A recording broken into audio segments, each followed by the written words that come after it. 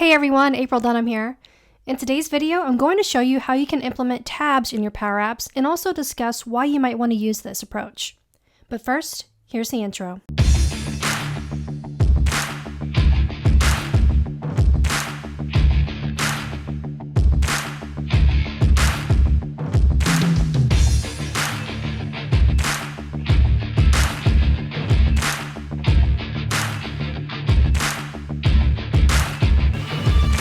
Before we talk about how to implement tabs in your Power Apps, let's talk about why you might want to use these. Really, it all comes down to user experience. You don't want to overwhelm your users with too much information. A common use case for tabs is if you have a really long form. If at all possible, you want to limit and reduce scrolling both horizontally and vertically. So if you need to break out your forms into smaller chunks, or if you just want to have a lot of information on one screen, but not have too much information at a time, then tabs are a good use case for that. On this screen, I have a featured section of training, but I also have two other galleries that you'll see here on the left. One for Discover, where they can see new training, and another for Task, so they can see what training that they have due. Now that's quite a bit of information to fit on one screen, so I'd like to break it down into tabs. So the featured section here would always show, but below I'd like a tab where I could toggle between my task and the Discover section of the training. So let's walk through how to implement tabs for this. The way I like to do it is with a gallery. So if we go into Insert, click the Gallery tab, and for this, I want it to go horizontally across my page, so I'm going to choose the blank horizontal gallery type. So for this, we need to point the items property of our gallery to our tabs. This could be a collection, so if you had, for example, maybe a categories list out there in your data source, you can point it to that, or you can just manually type these in. So for the sake of this demo, I'll just manually type our values in here. So I'll use a table, and I'll just create one property called name. So I want one value for task, and I want another value for discover. Now that I have my items figured out, I just need to build out my gallery so that I can have the tabs. So I'm going to click into my gallery, and I'll insert a label control, and this will hold the name of the tab. The first thing I'm going to do is change the color of this label to white since I have a black background. I'm just going to kind of shrink this down a little bit so it fits in this space here. So we can see our two values already showing up there. Task and Discover. Just going to drag that up a bit so that it fits nicely. Reduce the size of that. All right, so I got my items that I want for the tabs. Now I just want to make them look a little bit more like tabs. There's multiple ways that you could do this. You could do a label with a rectangle around it. You could even have a button control in here instead. I'm going to go for a more simplistic type of tab. So what I want to do is I have my label. Now I'm going to go in and insert a rectangle icon.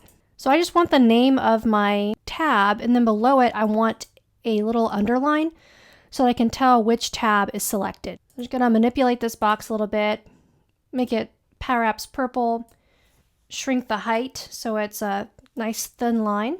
And then I'll do something with the width of this. I'd like it to match the width of my name of my tab, of the label control. So I'll just select the rectangle, go to its width property, and I'll set the width of this rectangle to the width of the label.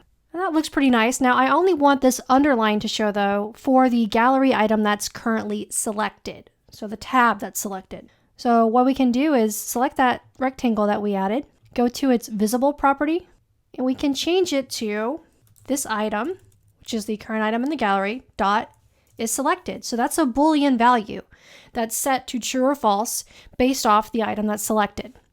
So now I can play this real quick so you can see the behavior.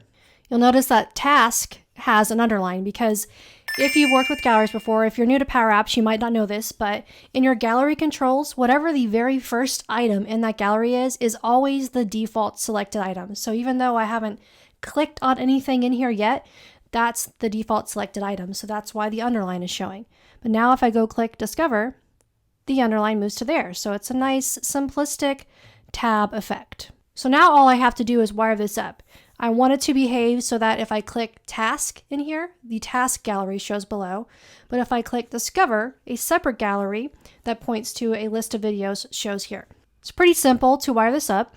Now that we have our gallery to store our tabs, we just need to go into the other items that we want to show or hide based off of what we have selected in the tab gallery, which in my case are 2 other galleries. So the first one is this Gallery My Task. So I want this to show if we have the task option selected from this gallery that we just created. So I can select my task gallery, go to its visible property, and I can configure this with a simple formula. So I can type in if gallery 2, which is that new gallery we just created to store the tabs. And you'll notice when I type that in, it highlights that in green, so I know I'm in the correct gallery. We'll do a dot selected, so to get the selected item from the gallery. And we'll do one more dot because I want to get the name of whichever tab is selected. So if the name is task, then this task gallery should show. So I want to do a true. Otherwise, do a false. So notice as soon as I finish that formula, the task gallery is hidden because that's not what is currently selected. So we'll need to do that same thing now on the Discover gallery. So I'm going to copy this formula, and now we'll go over here to the Discover gallery, go to its visible property. I'll paste that in, that formula we copied, and just change this from task to Discover. So as soon as we do that, this other gallery shows. So that's really all we have to do.